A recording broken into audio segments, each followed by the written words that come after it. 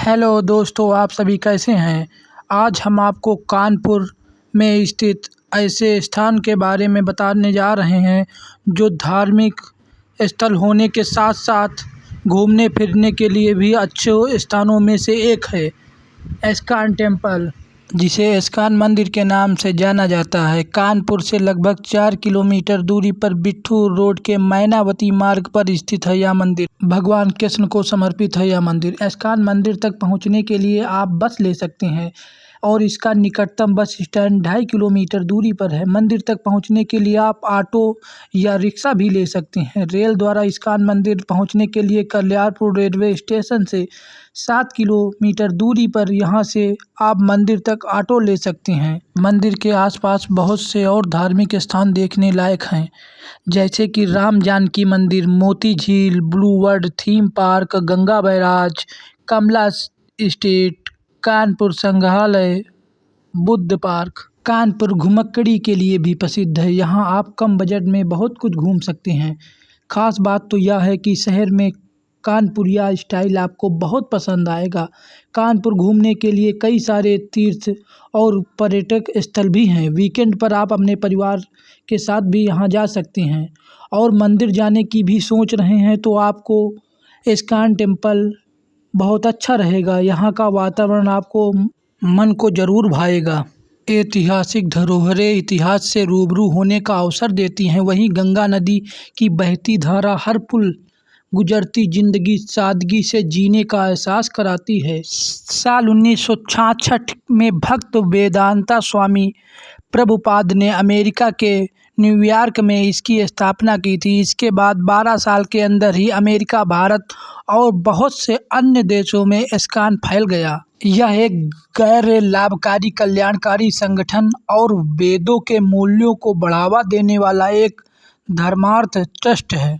शुरुआत में उन्होंने उन अमेरिकी लोगों को इससे जोड़ा जिन्हें समाज से बहिष्कृत कर दिया गया था। ऐसे लोगों को हिप्पी कहा जाता था। इस्कॉन के माध्यम से इन लोगों को भगवद गीता का अर्थ समझाया गया और देश विदेश में लाखों लोग इस्कॉन संस्था के अनुयायी बनते गए। इंटरनेशनल सोसाइटी फॉर कृष्णा, जिसे हरे कृष्ण आंदोलन के नाम से जाना जाता था, इस्कॉन गौड़ी वैष्णव संप्रदाय से संबंधित है, जो वैदिक संस्कृति के भीतर एक एकेश्वरवादी परंपरा है। इस्कॉन मंदिर नहीं बल्कि कई मंदिरों का एक समूह है। यह एक सोसाइटी के रूप में काम कर रहा है। इस्कॉन की स्थापना अभय चरण बिंद भक्ति वेदांत स्वामी प्रभुपाद जी ने की थी। इसके बाद से यह एक सोसाइटी के रूप में काम कर रही है। स्वामी भक्ति चारू जी ने श्री कृष्ण की गर्ग संहिता में लीलाओं का वर्णन दिया है। अष्टमी उत्सव के बाद मंगलवार की दीक्षा दी गई और स्वामी जी ने इसमें 4 वचन मांसाहार, जुआ, नशा, परिस्थिति गमन का त्याग करने के लिए कहा था। आजीवन संरक्षक सदस्य के रूप में आप निम्नलिखित लाभ प्राप्त कर सकते हैं।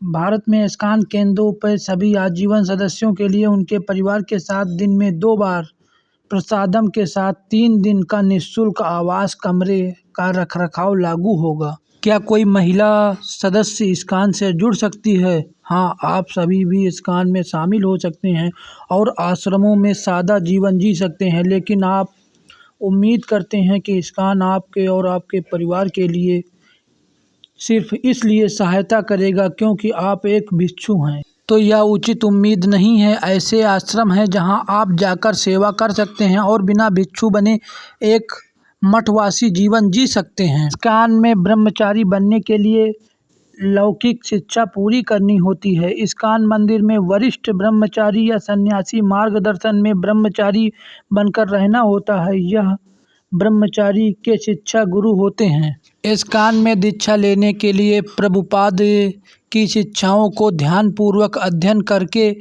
और लिखित परीक्षा में दक्षता प्रदर्शित करके योग्य उम्मीदवार सात्विक पुजारी से शिक्षा लेने और दीक्षा लेने के विशेष अधिकारी प्राप्त करता है।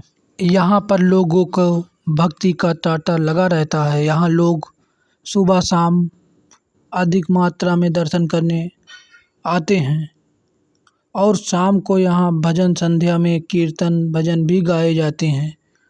और अगर आपको भजन संध्या में शामिल होना है तो आप 6 बजे यहाँ पहुंचकर भजन संध्या में शामिल हो सकते हैं। इस्कॉन के सिद्धांत और नियम। इसी का व्यवहारिक पालन करते हेतु इस्कॉन के कुछ मूलभूत नियम हैं। तब किसी भी प्रकार का नशा नहीं, चाय कॉफ़ी भी नहीं, शौच, अवैध स्त्री पुरुष गमन नहीं। इस्कॉन में फ्री में ज्वाइन कैसे करें?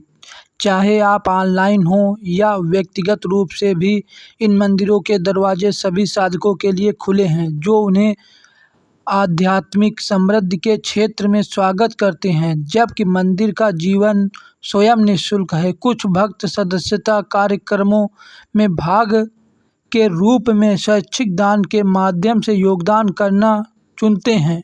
यहाँ पर सबसे अच्छा तो यह है कि यहाँ राधा राधा राधे श्री कृष्णा के नाम की धुन में लोग कीर्तन भजन किया करते हैं।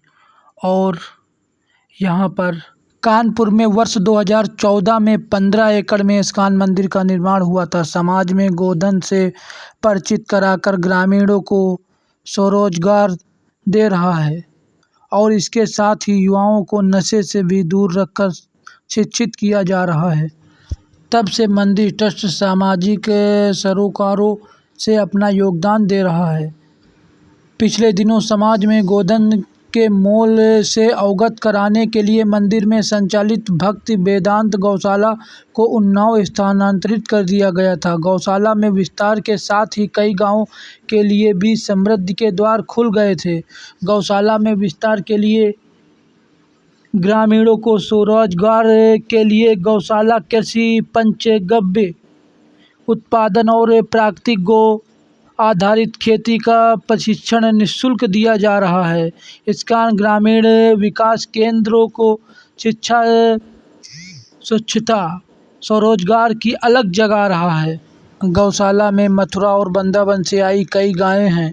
इस्कॉन मंदिर के मीडिया प्रभारी कुर्मा अवतार दास के मुताबिक पर्यावरण संरक्षण के लिए कई गांवों के लोगों को जैविक खेती सिखाने, गोमूत्र, फिनाइल, साबुन, अगरबत्ती व विभिन्न प्रकार की औषधियों बनाने की सीख दी जा रही है, जिससे बने उत्पादन को इस्कॉन मंदिर में बने स्टॉल में भी बेचा जा सकता है। इसमें ग्रामीण को स्वरोजगार मिल रहा है और महिलाएं गोबर के कंडे होम कास्ट बनाकर स्वावलंबी बन रही हैं। मंदिर ट्रस्ट द्वारा युवाओं को नशे से दूर रखने के लिए ध्यान, लीडरशिप, मैनेजमेंट, कंप्यूटर ट्रेड दी जाती है और विशेषज्ञों द्वारा युवाओं को शिक्षित भी किया जा रहा है। बड़ी संख्या में शहरी युवा इस अभियान से जुड़कर जीवन को संवार रहे हैं। मायापुर में इस्कॉन के मुख्यालय के बाद दुनिया का दूसरा सबसे बड़ा मंदिर 3 अक्टूबर 2014 को कानपुर में खुलने वाला था। इस उत्सव में 500 से अधिक इस्कॉन भक्तों सहित 1 लाख से अधिक लोगों की आने की उम्मीद थी। मंदिर का निर्माण 2011 में शुरू हुआ था और 2014 तक बनकर पूरा तैयार हो जाएगा। 15 एकड़ की जगह पर बना यह 1 लाख वर्ग फुट का मंदिर, जिसमें भव्य मीनारे, एक खुला आसमान वाला आंगन और बड़ा मंदिर हॉल भी शामिल है। मंदिर में 3 वेदियों पर भक्त श्री श्री गौरा निताई, श्री श्री राधा माधव और श्री श्री सीता राम लक्ष्मण और हनुमान जी की पूजा करेंगे और भक्त के चारों ओर परिक्रमा मार्ग तीर्थ यात्रा पथ होगा। निर्माण के प्रथम चरण में परियोजना में 60,000 वर्ग फीट का वैदिक आश्रम, एक अतिथि गृह, फूड फॉर लाइफ सेंटर, सामुदायिक हॉल, भक्ति वेदांत, युवा एकेडमी, उपहार की दुकान, गोविंदा रेस्तरां, 60 गायों के लिए एक गौशाला और एक सम्मेलन हॉल के लिए भक्ति वेदांत पुस्तकालय होगा। और यहाँ पर परिसर के सामने 2 खूबसूरत परिदृश्य वाले बगीचे हैं, जिनमें पेड़ के रास्ते, फव्वारे और एक बड़ा ध्वजा स्तंभ भी है, या जहां पर गरुड़ जी सभी देवताओं को भगवान के दर्शन के लिए आमंत्रित करते हैं।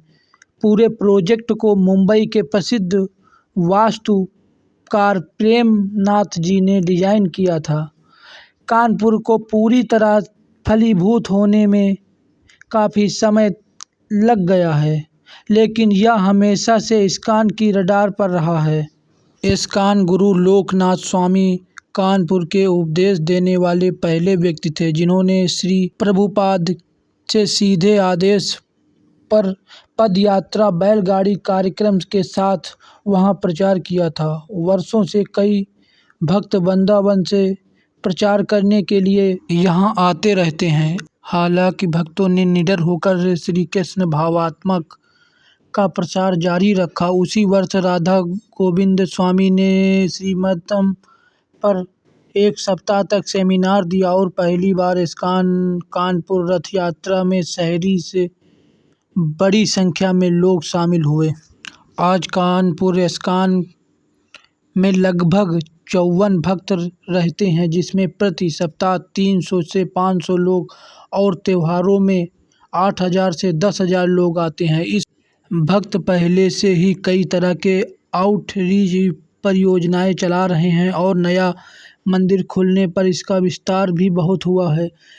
उदाहरण के लिए IIT Kanpur, HBTI Kanpur, IIM Lucknow और NIT इलाहाबाद जैसे विश्वविद्यालयों में युवा प्रचार कार्यक्रमों ने पहले से ही 200 युवाओं को मंदिर से जोड़ दिया था और अब 50 युवा प्रतिदिन श्री कृष्ण चेतना का अभ्यास कर रहे हैं।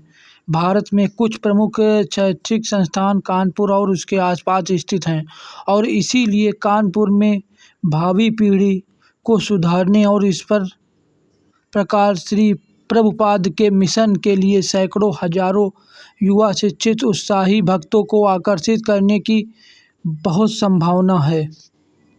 कानपुर एक व्यापारी शहर है, इसलिए भक्तों को लगता है कि यहाँ जीवन भर संरक्षक बनने की बहुत संभावना है। श्री पाल प्रभुपाद ने पहली बार न्यूयॉर्क में मंदिर स्थापित करने की कोशिश शुरू की तो उन्होंने कानपुर के व्यवसायी पदमपत सिंघानिया से धन मांगा था। 2009 की बाढ़ के दौरान कानपुर में भक्तों ने 1 महीने तक 5000 लोगों को दिन में 2 बार भोजन कराया था।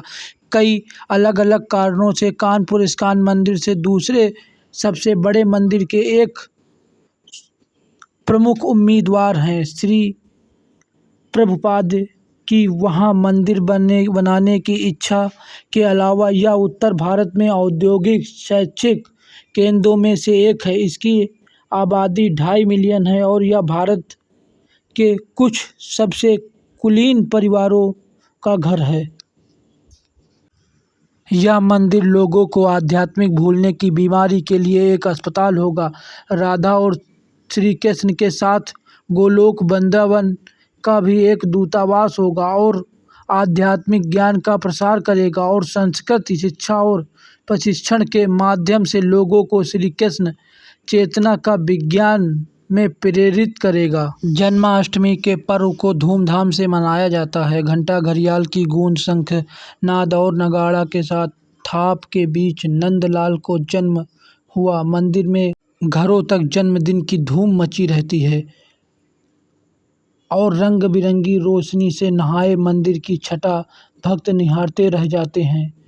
मंदिर में भी महोत्सव की धूमधाम से मनाया जाता है और सभी भक्तों को यह मनोरम दृश्य देखने के लिए अधिक से अधिक संख्या में एकत्रित होते हैं और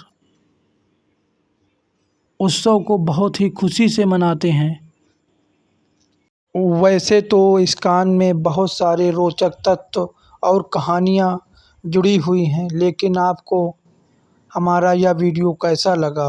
और अगर हमारा वीडियो आपको अच्छा लगा हो तो चैनल को लाइक एवं सब्सक्राइब अवश्य कर दिया करें और हम आपसे मिलते हैं अगले नेक्स्ट वीडियो में। तब तक के लिए धन्यवाद।